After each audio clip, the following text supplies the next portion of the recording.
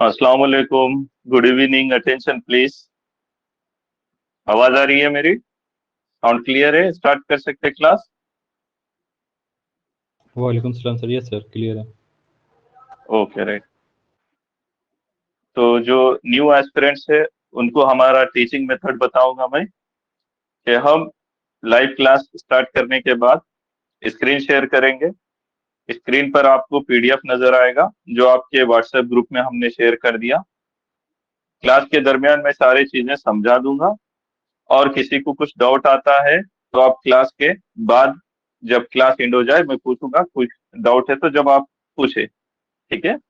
तो पहले इस तरीके से हम क्लास को चलाएंगे इंशाल्लाह, और किसी को कुछ डाउट आता है तो एट द एंड वो पूछ ले मुझसे इंशाल्लाह। और कोई टेक्निकल इशू आ रही है किसी को स्क्रीन शेयर करने के बाद मेरे से, तो वो दोबारा ज्वाइन कर ले, री ज्वाइन कर ले एक बार, तो उसको, वो पर्टिकुलर कैंडिडेट को कोई टेक्निकल इशू नहीं आएगा। ठीक है? तो चलिए हम शुरू करते हैं इंशाल्लाह।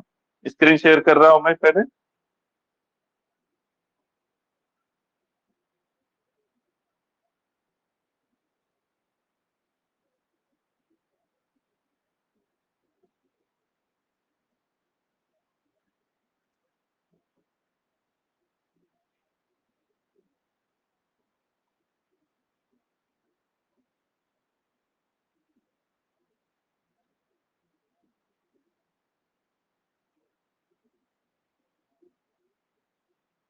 जी, स्क्रीन नजर आ रही है? पेपर 2023। Yes sir. ओके। तो आज की जो पहला लेक्चर है हमारा, इसका मकसद क्या है? आप लोगों का माइंड सेट रेडी करना है। ठीक है? देखिए, मार्केट में बहुत सारे अफवाह, जिसको बोलते हैं हम फेक न्यूज, एक तरीके से फैला दी गई है कि भाई यूपीएससी का जो है पहले जैसा पैटर्न नहीं आ रहा है। ठीक है, पैटर्न में कुछ चेंजेस हुए हैं, अच्छे खासे चेंजेस हुए हैं, लेकिन क्या यूपीएससी पूरी तरीके से प्रीलिम्स को चेंज कर दिया? ऐसा कुछ नहीं है। अब आप लोग जानते हैं, मैं 2020 से ये क्लासेस चला रहा हूँ प्रीलिम्स स्किल्स के, तो अल्हम्दुलिल्लाह 2020 से ही बच्चे पास हो रहे हैं, 21, 22 और ये 23। और उससे पहले मैं जो कुछ यूपीएससी क्लियर किया हूँ 2015 से 19, तो यही सारी चीजों को मैंने इस्तेमाल किया, और मेरे बाद अब स्टूडेंट इस्तेमाल कर रहे हैं और सबका क्लियर हो रहा है। तो आपको क्या करना है, हम यहाँ पर जो गाइडेंस आपको देंगे इंशाल्लाह, और जो चीजें मैं स्किल्स सिखाऊंगा उसको आप सीखना है सर। बड़े आसान होते हैं चीजें। ठीक है? और मार्केट की बातों पर आप ज्यादा ध्यान मत दीजिए।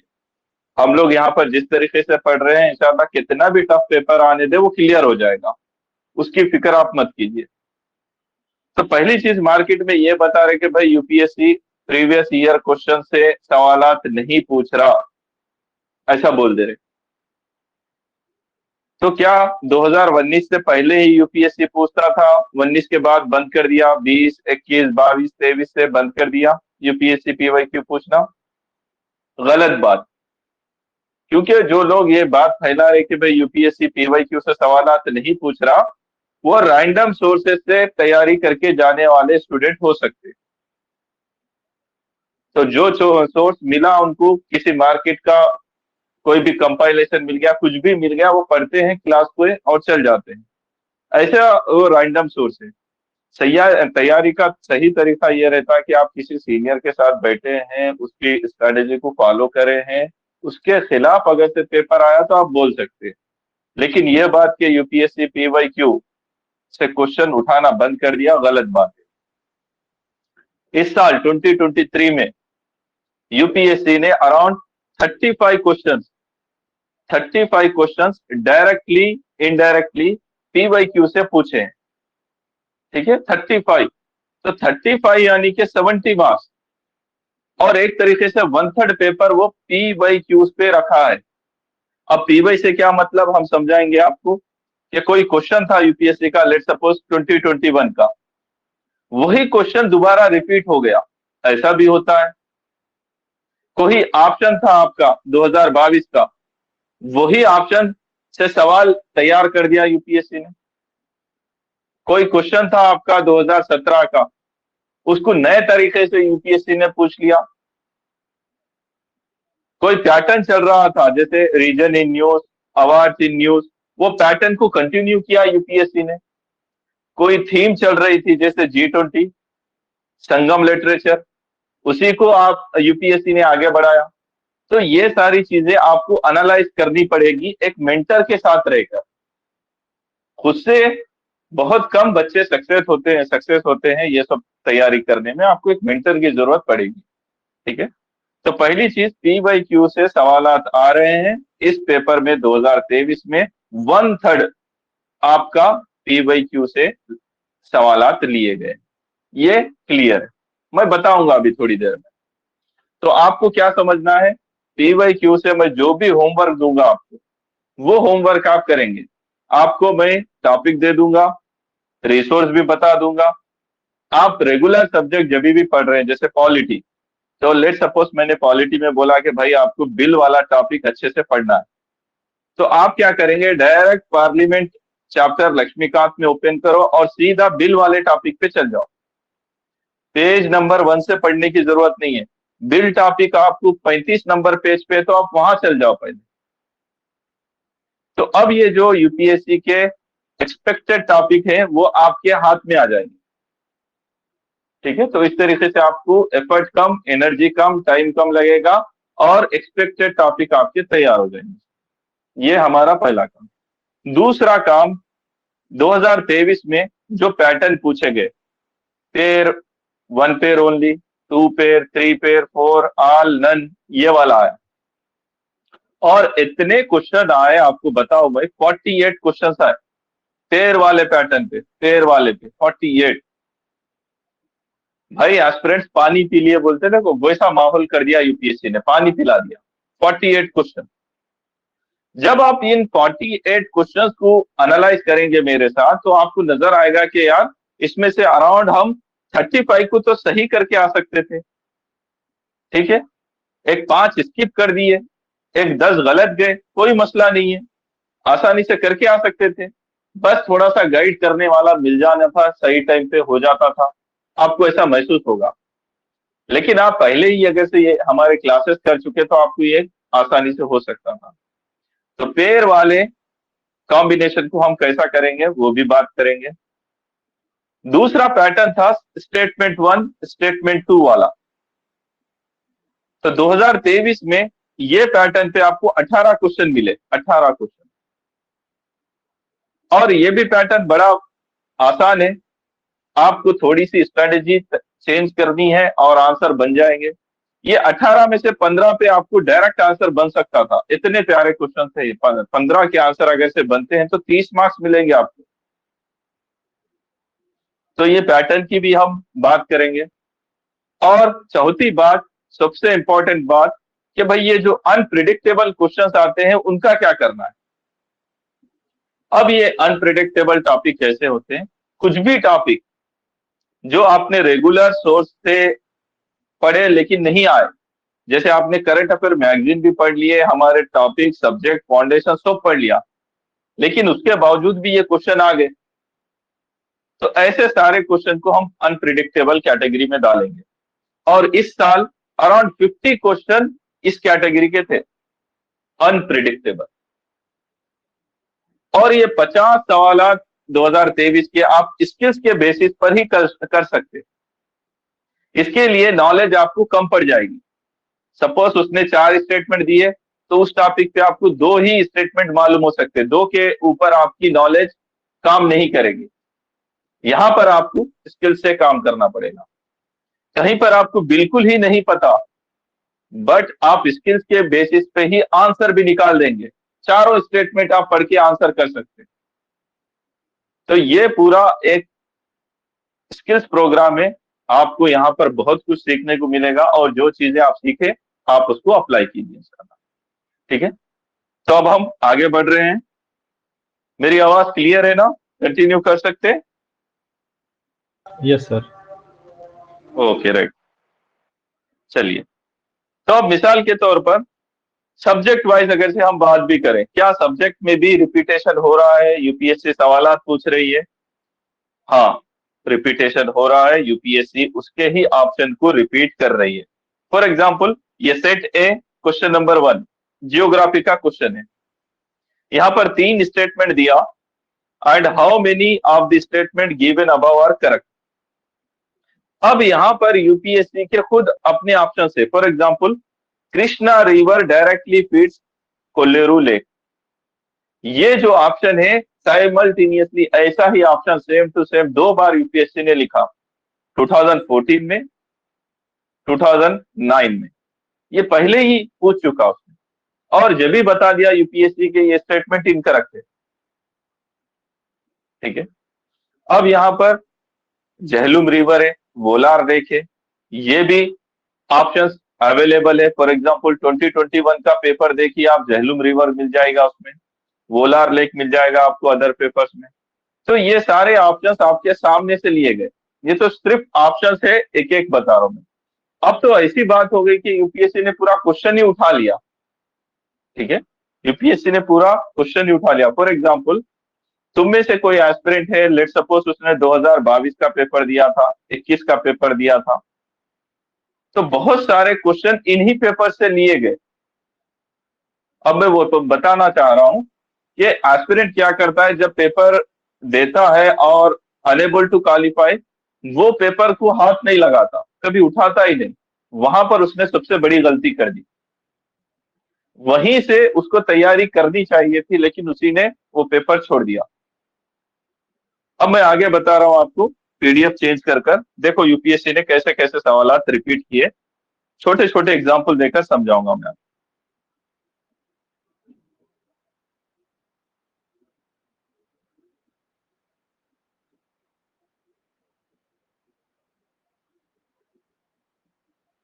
देखिए, ये 2023 का एक क्वेश्चन है, 2023 स्टेटमेंट 1 स्टेटमेंट 2 न्यू पैटर्न पे सवाल है। Okay, which one of the following is correct. ठीक है, तो जो भी है, अब ये जो सेट होता है, पहले ये मैं सेट समझा रहा हूं। इसमें statement 1 statement 2 both are correct हो सकते हैं and 2 is the correct explanation for 1, तब आपका आंसर आएगा A. Both are correct but 2 is not correct explanation for 1, तो आपका आएगा बी। फिर इन दोनों में से कोई एक इनकरेक्ट होगा तो आपका सी रहता और डी रहता। ये आपको पैटर्न समझना है। ठीक है, तो ये नया पैटर्न। तो इसमें जो क्वेश्चन है, जियोग्राफी का सब्जेक्ट का आपको लेकर बता रहा हूं मैं। Question, the soil in tropical rain forest is rich in nutrients. Statement 1, soil is rich in nutrient. कौन से फॉरेस्ट में? ट्रॉपिकल रेन फॉरेस्ट में। Second statement, high temperature and moisture of tropical rainforest cause dead organic matter to decompose quickly। तो अब ये जो statement है, ये डायरेक्टली उठाया गया 2021 के क्वेश्चन से। अब मैं बता रहा हूं आपको वही क्वेश्चन जो 2021 में आया था। देखिए, ये 2021 का क्वेश्चन है आपका, क्वेश्चन नंबर 60 सेट ए में। पहले 2 स्टेटमेंट ही आप देख लीजिए या एक स्टेटमेंट देख लीजिए।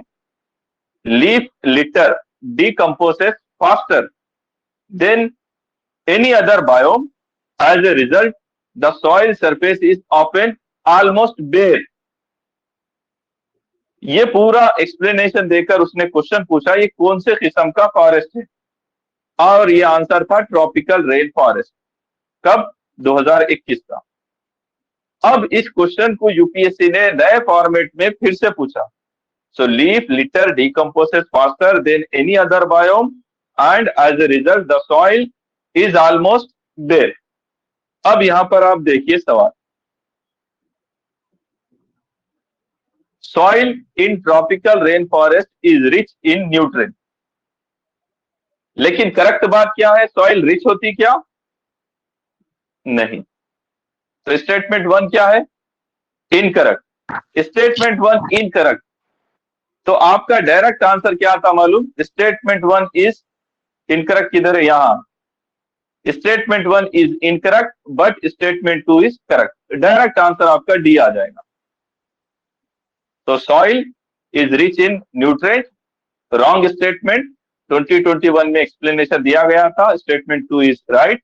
High temperature of tropical rain forest cause dead organic matter to decompose quickly, ये सही है। तो आपको 2-4 सेकंड में ये आंसर आ जाएगा, सीधा आंसर आ गया आपका डी। आप अगर से 2021 वाले एस्पिरेंट थे जो आपने अटेम्प्ट दिया था, तो ये आपके पेपर से ही सवाल बनाया। अब मैं यहां पर ऐड करना चाह रहा हूं, जब ये 2021 का पेपर हम 2022 वाली बैच को करा रहे थे, या 2022 वाली बैच को 23 के लिए तैयार करा रहे थे, तो मैं होमवर्क देता हूं। फॉर एग्जाम्पल, ये क्वेश्चन पे जब हम डिस्कस करते हैं तो मैं बताता हूं कि भाई यूपीएससी क्या करेगा, आपको डिफरेंट टाइप ऑफ फॉरेस्ट के बारे में ऐसा डिस्क्राइब करेगा और सवाल पूछेगा। अगली बार वो इसी टॉपिक को नए अंदाज में पूछेगा। फॉर एग्जाम्पल, रेन फॉरेस्ट के important tree species, animal species, other character को वो पूछेगा, ऐसा भी बताता हूं मैं। या फिर ये भी देता हूं कि जो रिमेनिंग ऑप्शन है वो भी आपको तैयार कर लेना है, कौन से सोर्स से करना है वो भी बता देता हूं। फॉर एग्जाम्पल, हमारी जियोग्राफी में नेचुरल वेजिटेशन वाली, ठीक है, एनसीईआरटी होती है ना, एक पर्टिकुलर चैप्टर, उससे आप जाकर पढ़ लो, ये सारी चीजें आपको मिल जाएगी। रेन फॉरेस्ट मिल जाएगा, डिसिडियस फॉरेस्ट मिल जाएगा, कॉनी फॉरेस्ट मिल जाएगा, सब कुछ मिल जाएगा। तो जो लोगों ने प्रिपेयर किया और जाकर 2023 में किया, वो डायरेक्टली आंसर आ गया यहाँ से। मोर ओवर, जो लोगों ने ये ऑप्शन तैयार किया था, ड्राई डिसिडियस फॉरेस्ट, इनको और एक क्वेश्चन आया 2023 में, कोई बोल सकता कौन सा आया? ड्राई डिसिडियस फॉरेस्ट दिख रहा? मैं अभी क्या डिस्कशन किया कि यूपीएससी यहाँ के ट्री स्पेशीज के बारे में पूछेगा। किसी को याद है 2023 का और एक क्वेश्चन?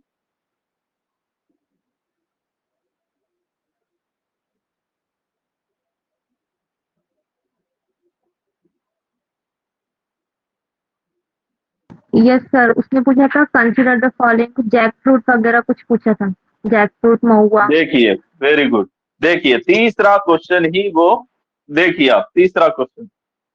तो जो बच्चों ने होमवर्क किया, टीचर की बात सुनी, how many above are deciduous tree? देखो, बोला था मैं ट्री स्पीशीज पूछेगा बोल के, टीक, महुआ, जैकफ्रूट, 3 ऑप्शन दे दिया। तो अब अगर से आपने वो पूरा टॉपिक कवर करके गया था, आपको मालूम रहेगा कि भाई ट्रॉपिकल रेन फॉरेस्ट में कौन मिलेगा, डिसिडियस में कौन मिलेगा।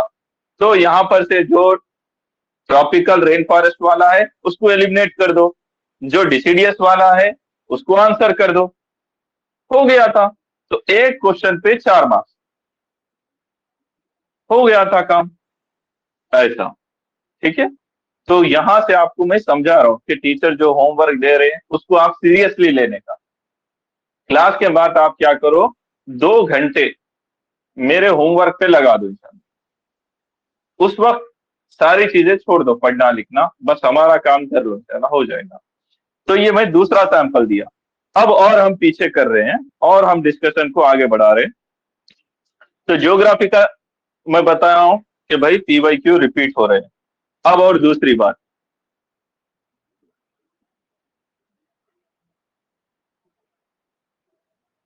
अब आईआर की बात ले रहा हूं मैं, इंटरनेशनल रिलेशंस की बात ले रहा हूं।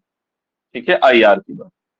देखो, ये एक क्वेश्चन है आपका पेपर सेट ए 98 नंबर पे।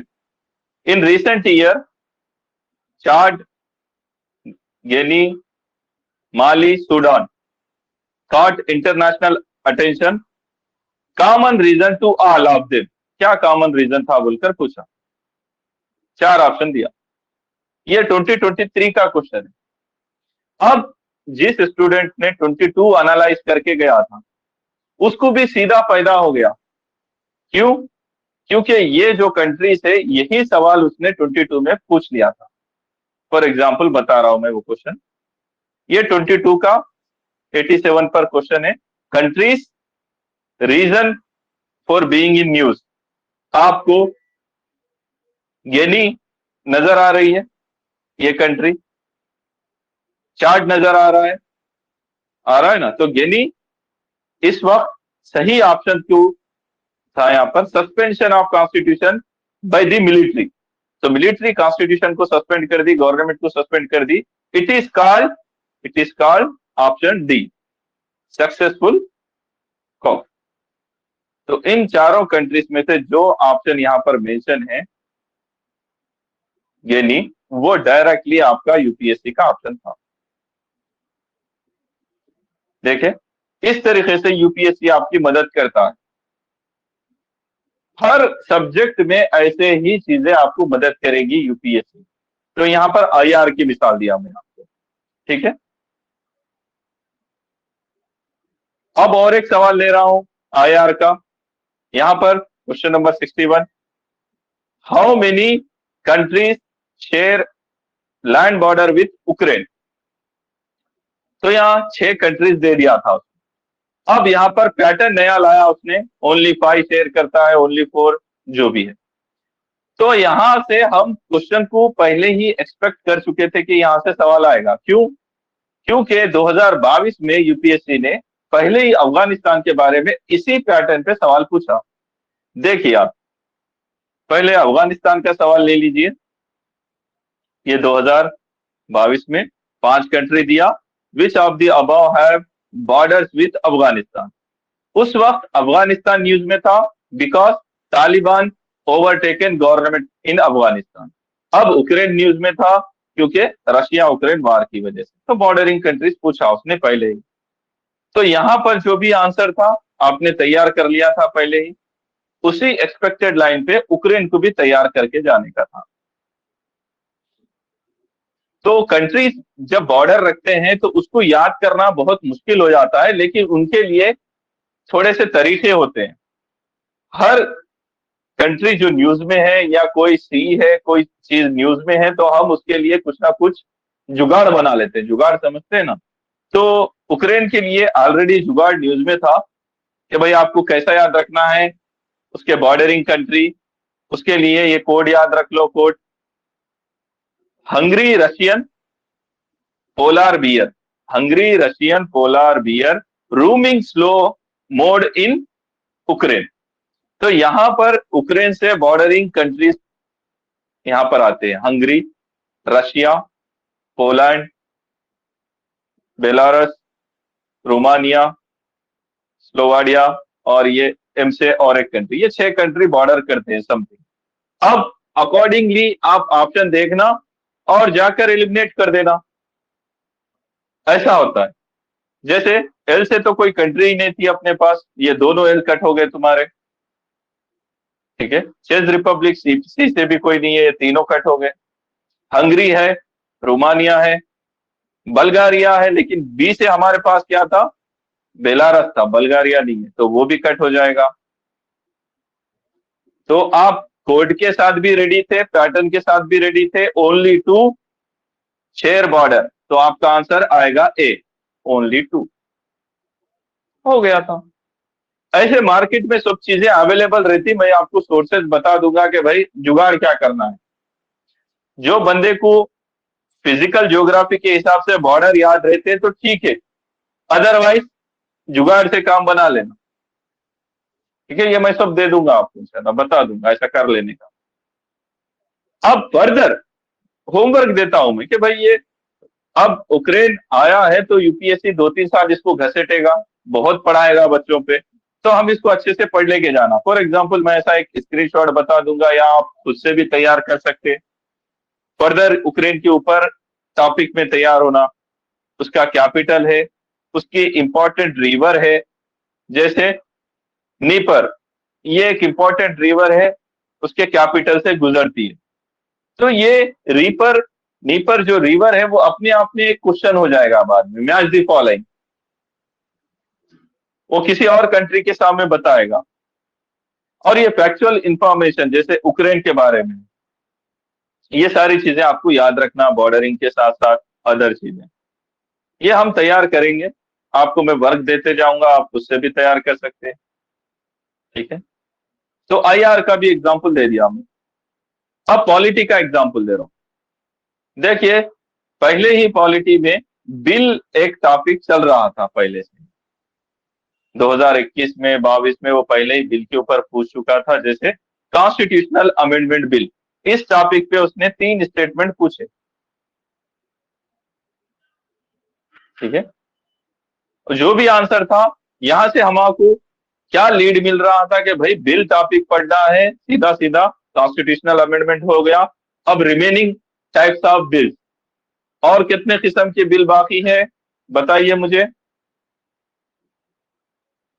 2 किस्म के, फाइनेंस बिल और ऑर्डिनरी बिल। हाँ, मनी बिल भी बाकी है। तो अब वो अगर से हम अच्छे से पढ़ के जाते हैं तो हमें सवाल आ जाएगा, जैसे इस साल आया। तो 2023 में रिमेनिंग बिल को उसने पूछ लिया, finance bill and money bill. 3 statement फिर से बना दिया, क्योंकि हमें पहले से ही पता था कि भाई बिल वाला टॉपिक पहले से पूछ रहा होनी।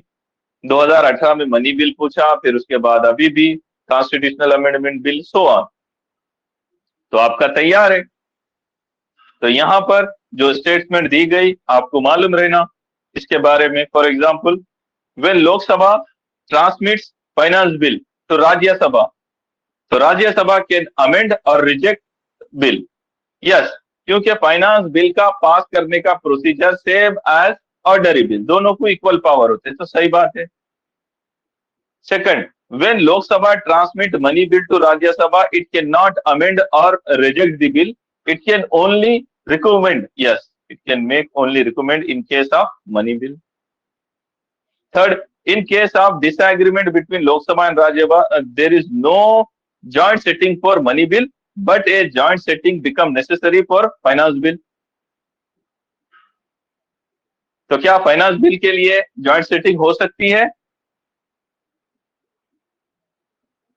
बताओ मुझे।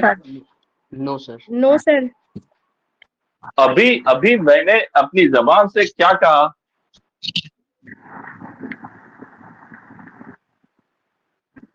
पास करने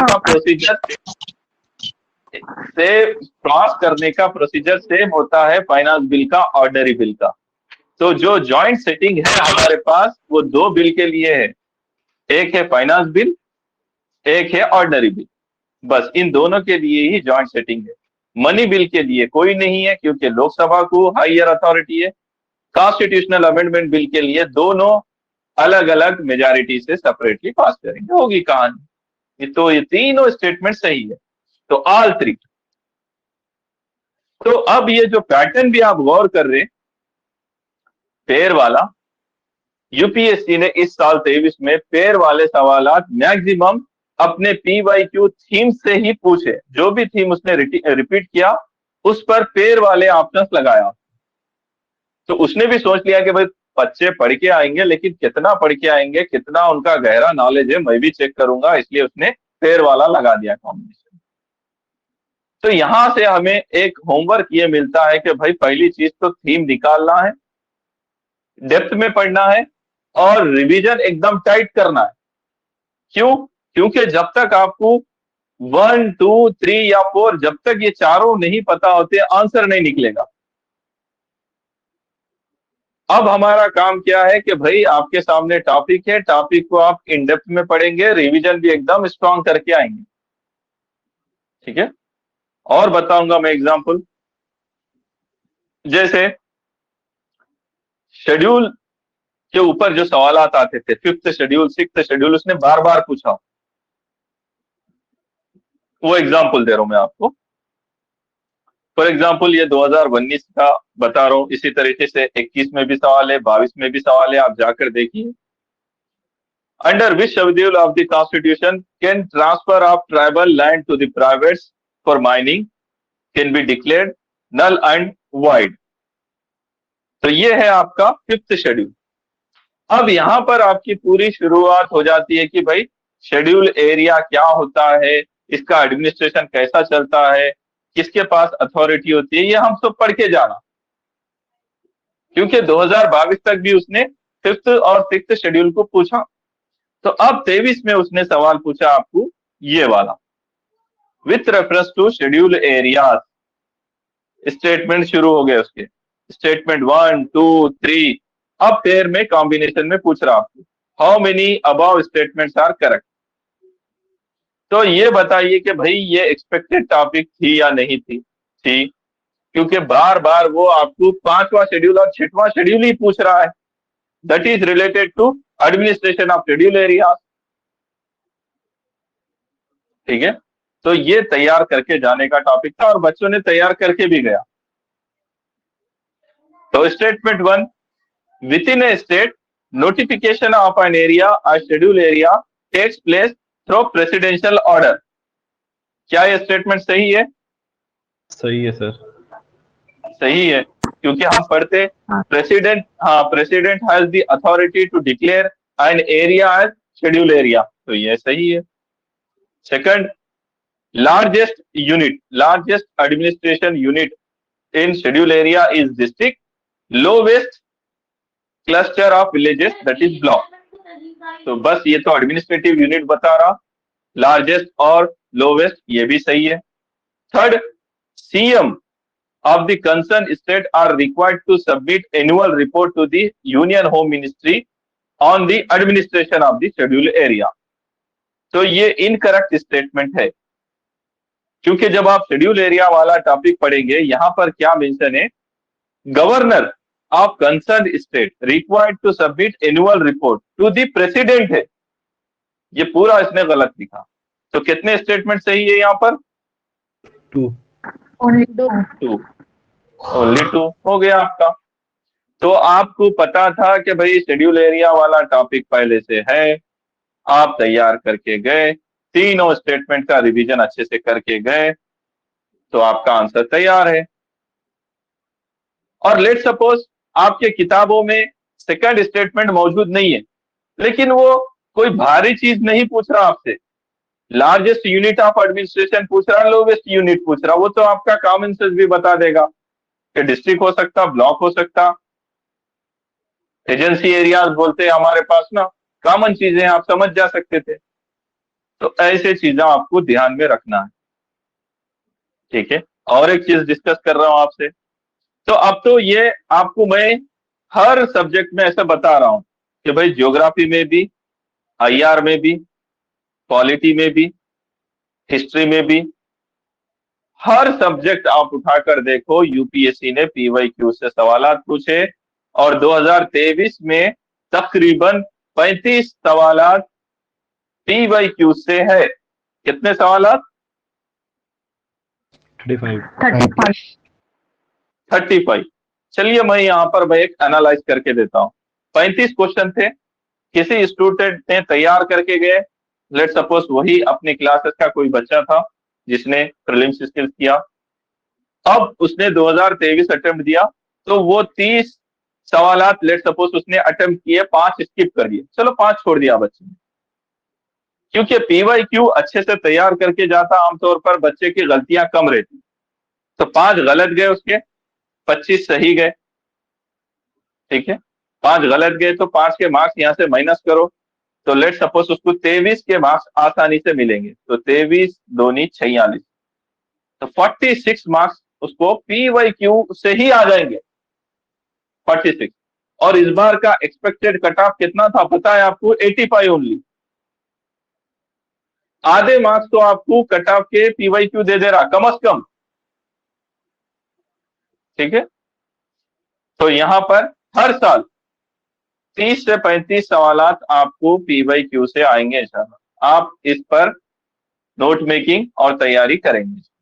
ठीक है, अब दूसरी चीज आपको लेकर जा रहा हूं मैं आपको जब भी पेपर डिस्कस करूं, 2014 से लेकर 2023 10 साल के हम करेंगे, जब कभी मैं यूपीएससी की लैंग्वेज के बारे में बात करूं, पैटर्न के बारे में बात करूं, कीवर्ड अप्रोच के बारे में बात करूं, क्वेश्चन के पैटर्न पे बात करूं, वो सारी चीजें आप जहन में रखिए, उसी चीज को फॉलो कीजिए। आप फॉलो करेंगे तो आपका आंसर सही हो जाएगा। मिसाल के तौर पर देखिए, 2019, 2021, 2020 यूपीएससी क्या कर रहा था, एक तरीके की लैंग्वेज इस्तेमाल कर रहा था पॉलिटी रिलेटेड क्वेश्चन। मैंने नोट कर लिया था और बच्चों को भी बता दिया था। फॉर एग्जाम्पल 2020 का क्वेश्चन है ये, Constitution defines its basic structure in terms of federalism, secularism, fundamental right, democracy. तो आपको तो ये वेल नोन टॉपिक है, बेसिक स्ट्रक्चर। क्या स्टेटमेंट सही है? No sir. नो। क्यों? क्यों गलत है ये? क्योंकि सर ये सुप्रीम कोर्ट के वेरियस जजमेंट के थ्रू आया हुआ कंसेप्ट है। Very good, very good. तो आपको ये टॉपिक तो समझ में आ गया।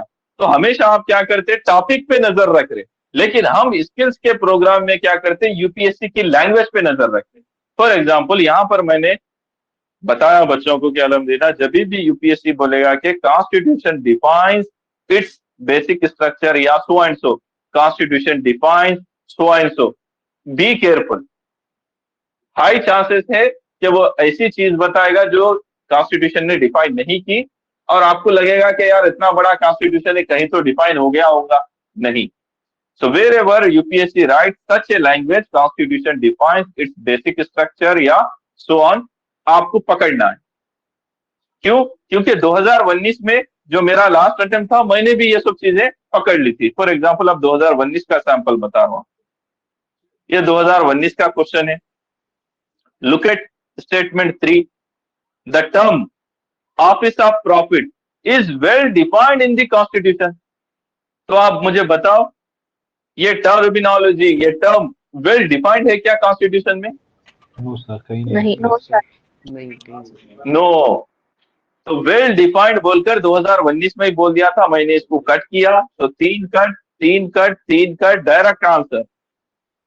और 2020 से मैंने सिखाना शुरू किया बच्चों को, तो 2020 में भी फायदा हुआ। तो अब मुझे बताओ 2023 में आपको फायदा हुआ या नहीं ये लैंग्वेज का? किसी ने देखा सवाल? Yes sir. कौन सा सवाल? सर अभी का ये एक क्वेश्चन है ना, कॉन्स्टिट्यूशन। हाँ, कॉन्स्टिट्यूशन का बोला उसने, डिफाइंस बोलकर बोला, यहां पर है देखो।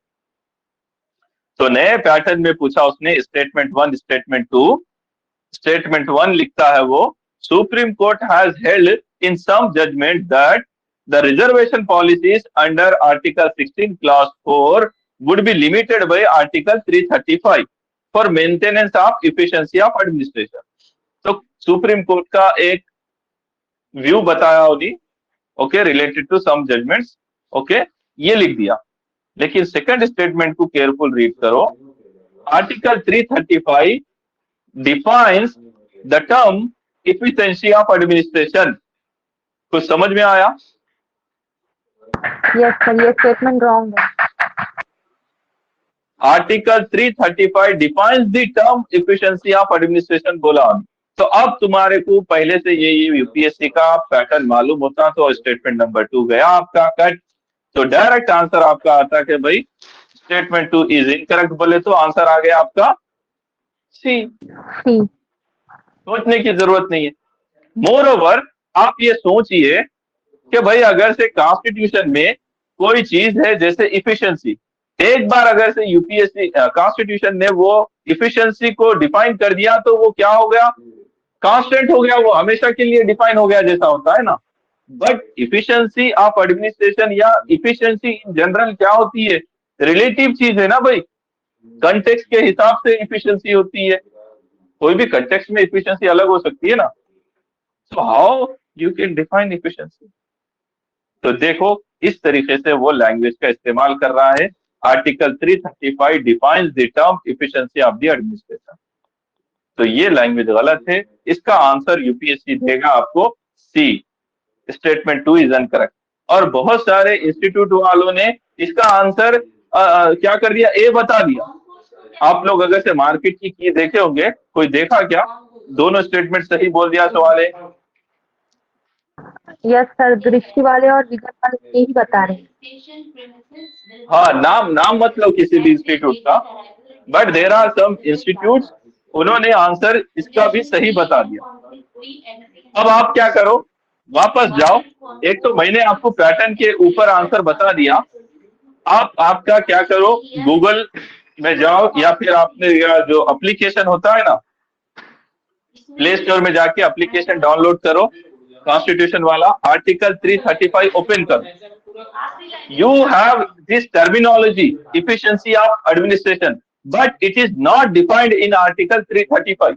आप देख लो, डिफाइन नहीं है वहां पर. और वो जो आंसर देते हैं ना, वो यार बच्चे होते हैं, बच्चा ही बोलूंगा मैं उसको, यूपीएससी के सामने बच्चे ही है वो अक्सर कुछ भी दे देते हैं. तो हमेशा याद रखो, यूपीएससी की अपनी लैंग्वेज होती है. एक सैंपल आपको मैंने पॉलिटी से दिया, नोट कर लिए. तो अगली बार बोलेगा यूपीएससी के constitution has defined so and सो, बोले तो आप केयरफुल रहेंगे या नहीं? यस सर, केयरफुल रहेंगे. हाँ, और ये मार्केट की की पर आप भरोसा मत करो. जब यूपीएससी की आएंगी ना, इनके 5-6 तो ऐसे ही गलत चल जाते. अब आगे बढ़ रहा हूं मैं, चलिए म्यूट कर लीजिए. अब आगे लेकर जा रहा हूं और एक चीज सिखाऊंगा. प्लेटफॉर्म तक जाने से पहले जो एरिया होगा ना, जहाँ टिकट. म्यूट कर लीजिए, किसी की आवाज आ रही है. ठीक है सर. अब ये एक क्वेश्चन है with reference to role of biofilter system. कौन सा biofilter system? Biofilters in recirculating aquaculture system. 3 statement दिया. अब उसके ऊपर नया पैटर्न लगा दिया, ओनली 1, ओनली 2, ओनली 3. बच्चे परेशान. भाई पहली चीज तो हमारे को ये बायोफिल्टर सिस्टम ही नहीं मालूम, और ऊपर से उसने बायोफिल्टर इन रिसर्कुलेटिंग एक्वाकल्चर सिस्टम. भाई पूरी अगर से शंकर गणेश का मटेरियल या कोई भी मटेरियल भी वो पढ़ के जाता है इन्वायरमेंट का, तब भी उसको इतना डेप्थ में नहीं मालूम होता. यहां पर क्या होती है, आपकी नॉलेज लिमिटेड हो जाती है. तो यहां पर कौन मदद करेगा? यूपीएससी का पैटर्न मदद करेगा. तो मैं यहां पर क्या सिखाता हूं, whenever you face some unpredictable question, just focus on given directive keywords. तो जैसे यहां पर जो टर्मिनोलॉजी है, आपको रोल पूछ रहा है किसका? Biofilters in recirculating aquaculture system. तो ये जो बायोफिल्टर है, लेट सपोज आपको नहीं मालूम, लेकिन ये सिस्टम कहां पर है? एक्वाकल्चर में. कौन सा वाला है? ये रिसर्कुलेट कर रहा है. ठीक है, इसका रोल पूछ रहा है. तो आप क्या करना, ये 3-4 कीवर्ड दिमाग में रख के बाकी के स्टेटमेंट आप रीड करना. ठीक है. For example, biofilters provide waste treatment by removing uneaten fish feed. तो पहला ऑप्शन बोल रहा हूं निरोल, इट प्रोवाइड वेस्ट ट्रीटमेंट. तो वेस्ट ट्रीटमेंट जो रोल है वो रिसर्कुलेटिंग इन एक्वाकल्चर हो रहा है. यस हो रहा है, क्योंकि दिख रहा है आप. दूसरा, biofilters convert ammonia present in fish waste to nitrate. तो यहां पर भी आपको समझ में आ रहा है, रिसर्कुलेट हो रहा है अमोनिया नाइट्रेट में. ठीक है, ये भी समझ में आ रहा है. तीसरा स्टेटमेंट, बायोफिल्टर्स इंक्रीज फास्फोरस. तीसरा statement, biofilters increase phosphorus as nutrient for fish in water. तो यहां पर आपको यूपीएससी का प्रीवियस पैटर्न मदद देगा.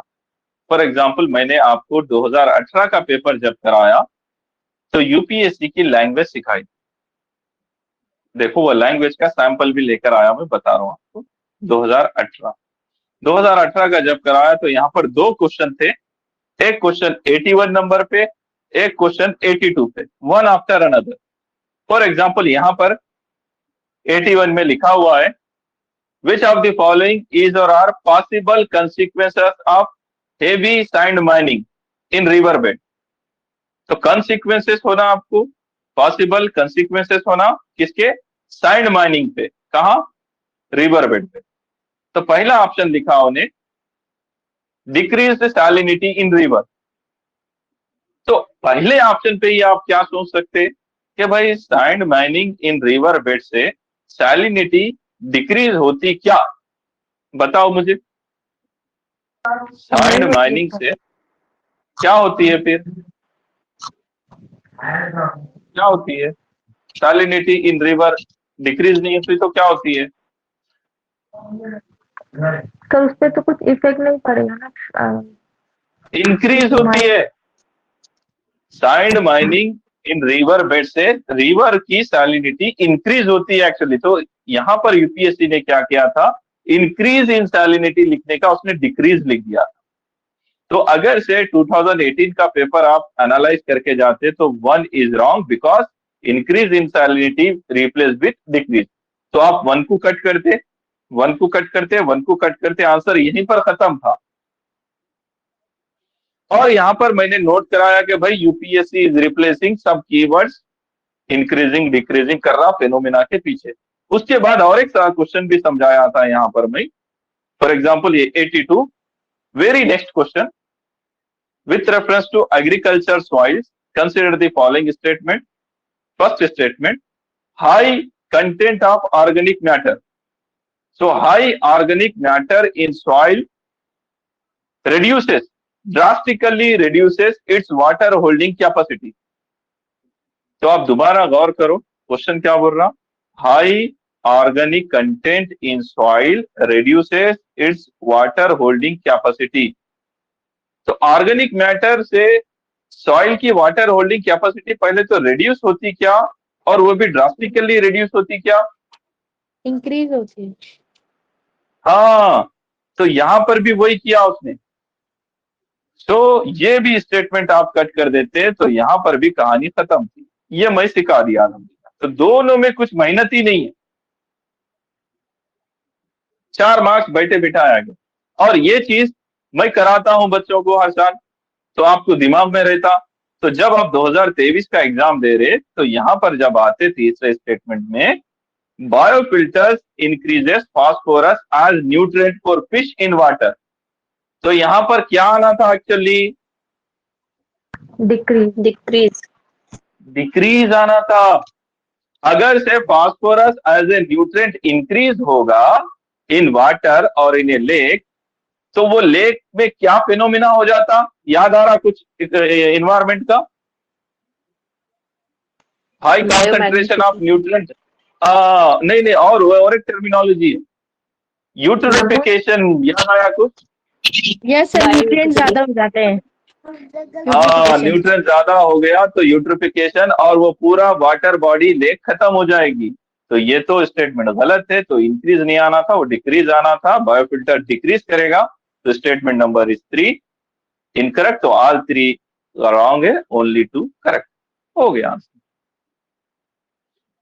तो पैटर्न फॉलो हो रहा, अनप्रिडिक्टेबल क्वेश्चंस में भी स्किल से भी काम लेना है, कीवर्ड्स पर ध्यान देना है, कोई भी टॉपिक आपको पूछे डरना नहीं है, करना है, ठीक है। ये सारी चीजें मैं बता रहा हूं अभी तो आपको सैंपल। और देखिए आजकल ये मुश्किल क्वेश्चन आ रहे हैं स्पोर्ट्स वाले, भाई पानी पी ले रहे बच्चे, ये क्या पूछ ले रहा सर, कौन पढ़ के जा रहा है इतना। हाँ, फॉर एग्जाम्पल ये 2023 का 44th चेस ओलंपियाड 2022, ये सवाल आया ना, यस सर, आया तो आया, 4 ऑप्शन के साथ आया।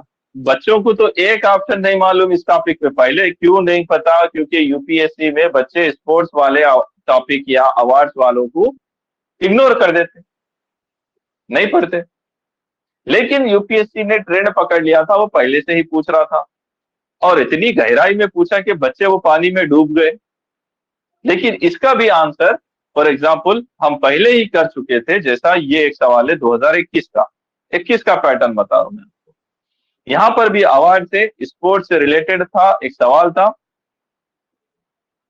लॉरेंस वर्ल्ड स्पोर्ट अवार्ड, तो वर्ल्ड स्पोर्ट अवार्ड के बारे में पूछा, और उसने बोला कि award was instituted in year 2000, उन्हें खुद बोल दिया। अब 3 स्टेटमेंट दिया आपको, स्टेटमेंट 1 2 3, ओके। तो जब मैंने इनको एनालाइज कराया था 22 वाले बच्चों को, 23 वाले बच्चों को, तो यहां पर मैंने उनको स्किल से डेवलप करके दी। फॉर एग्जाम्पल, भाई कोई भी टेंशन लेना नहीं, पहले जो सवाल पूछा उसको देखो आप। तो स्पोर्ट्स अवार्ड पूछ रहा, वर्ल्ड स्पोर्ट अवार्ड कब इंस्टीट्यूट हुए, 2000 में। पहला statement, American golfer Tiger Woods was the first winner of this award. तो बहुत सारे लोगों को ये टाइगर वुड्स मालूम होता है, ये बहुत फेमस प्लेयर है गोल्फर, और उसका टाइम पीरियड जो पीक लेवल पे था वो यही साल था या इसी के आसपास था, ये भी आपको मालूम रहता। तो जनरली ये बहुत सही स्टेटमेंट की तरफ आपको इशारा कर रहा था।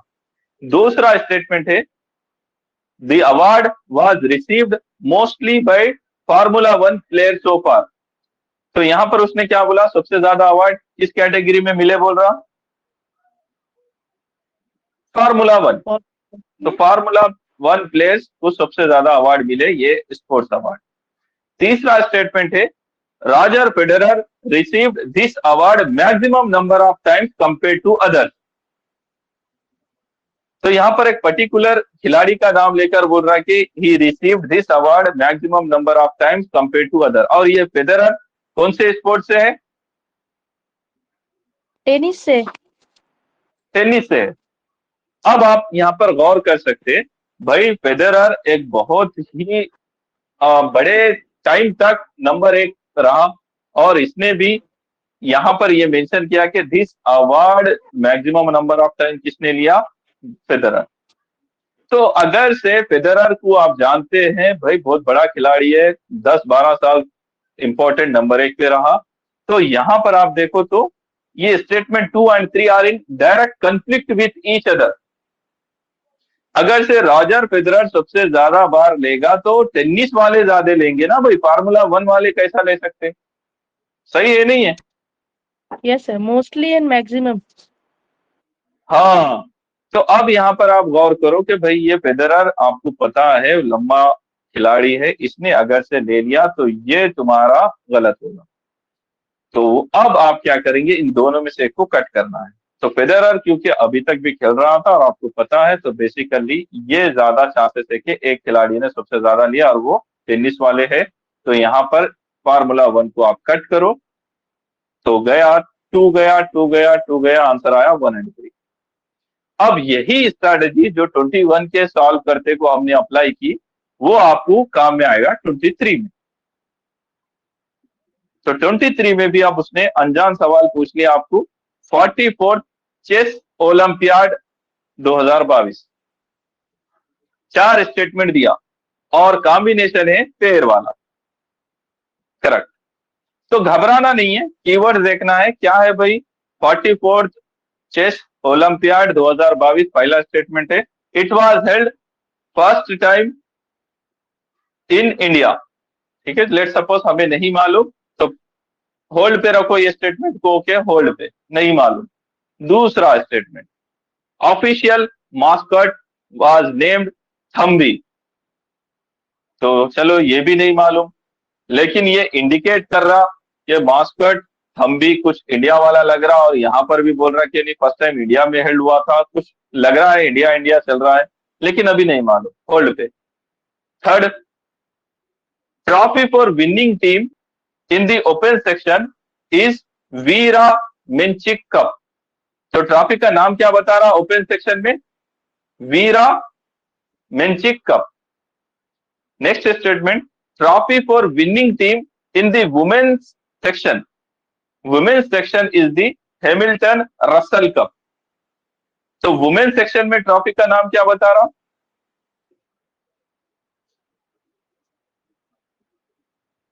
Hamilton Russell cup women section में, और ओपन सेक्शन में नाम क्या बता रहा? वीरा मिंचिक। अब अगर से गौर करो, ये वुमेन सेक्शन के कप का नाम है हैमिल्टन और रसल, और ये दोनों नाम आदमियों के हैं या औरत के हैं? जाहिरी तौर पर किसके लग रहे तुम्हारे? आदमियों के। मेन के आदमियों के लग रहे। हाँ, ये मेल नेम लग रहे। तो कोई मेल नाम का कप औरतों को देने का क्या फायदा? कोई फीमेल नाम तो चाहिए था। अब यहां पर देखो, वीरा मिंचिक, अब ये नाम क्या लग रहा तुम्हारे को? मेल सर, वीरा सर, ये नाम ठीक है मेल। ये फीमेल दिख रहा, देखो वीरा मिंचिक, मिंचिक। वीरा मतलब फीमेल, तो ये वीर मतलब मेल। हाँ, ये नाम फीमेल लग रहा, ये नाम मेल रख रहा। तो अब क्या लग रहा तुम्हारे को यार, ओपन सेक्शन में जो विनिंग ट्रॉफी होना चाहिए उसका नाम होना चाहिए हैमिल्टन रसल, और वुमेन वालों का नाम होना चाहिए वीरा मिंचिक। तो यहाँ पर उसने गेम खेल दिया तुम्हारे साथ। तो 2 स्टेटमेंट इनकरेक्ट कौन से हैं यहाँ पर? 3 and 4। 3 and 4 गया आपका। तो ऑल करेक्ट नहीं हो सकते, ओनली 3 नहीं हो सकते। अब आपका आंसर 1 या 2 में ही है। तो अब यहां पर जो आपको मैचिंग लग रही, हम भी इन इंडिया, अब दोनों भी मैच लग रहा, तो आप बेफिक्र क्या मार सकते हैं, ओनली 2 हो गया। तो इस तरीके से आप ये भी सॉल्व करके आ सकते हैं। तो यहां पर आपको थोड़े से सैंपल क्वेश्चन बताए गए पहले क्लास में, आपको माइंड ओपन करने के लिए कि भाई प्रीवियस ईयर थीम रिपीट होते हैं, 30 से 35 सवाल आएंगे, 40 से 50 आपको अनप्रेडिक्टेबल क्वेश्चन आएंगे, जिसके लिए आपको सवाल को ही समझना पड़ेगा, यूपीएससी के पैटर्न को, यूपीएससी के कीवर्ड्स को, लैंग्वेज को, ये सारी चीजें। तो एक एक करके मैं हर चीज आपको बताते जाऊंगा इंशाल्लाह। तो आज की ये पहली क्लास थी, कल दूसरी क्लास होगी इंशाल्लाह। कल की क्लास भी हम इवनिंग में ही रखेंगे, ठीक है, कल मॉर्निंग में क्लास नहीं होगी, कल भी हम इवनिंग में ही रखेंगे। तो समझ में आया आपको, सब लोगों को समझ में आई चीजें? जी सर। हाँ, तो इसी तरीके से आपको पूरा मैं गाइड करते रहूंगा। अब नेक्स्ट क्लास में हम सीधा आपके फाउंडेशन पेपर 2014 से शुरुआत करेंगे इंशाल्लाह, ठीक है। तो मैं आपको बाद में हर चीज लिंक करके देते जाऊंगा। चलिए फिर कल इवनिंग में आपकी क्लास होगी। Thank you very much. तो शब बारात सबको मुबारक, दुआ कीजिए सबके लिए, हम भी करेंगे, सारे बच्चों का सिलेक्शन हो जाए इंशाल्लाह IAS IPS में। आमीन सर इंशाल्लाह। ओके, तो व्हाट्सएप ग्रुप में मैं क्लास अपडेट करते रहूंगा, क्लास टाइमिंग वगैरह आप अपडेट रहिए। Thank you. शब बारात की आप ठीक है, अभी तो ओरिएंटेशन है।